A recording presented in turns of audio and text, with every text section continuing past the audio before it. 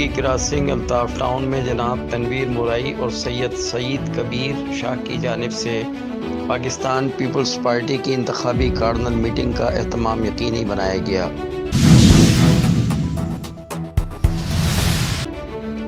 Pakistan Peoples party کی جانب سے کرنگی کراسنگ الطاف ٹاؤن میں منعقدہ انتخابی کارڈنل میٹنگ میں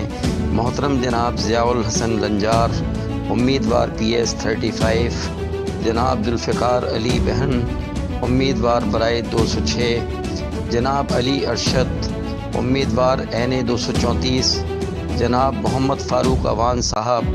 PS 95 کے امیدواران نے اپنی خصوصی شرکت سے اس تقریب کو چار چاند لگا دیے۔ کرنگی کراسنگ الطاف ٹاؤن کی انتخابی کارڈنل میٹنگ علاقے کی عوام کی جوش و خروش سے ایک شاندار جلسے میں تبدیل ہو گئی۔ اس کارڈنل میٹنگ سے مقررین نے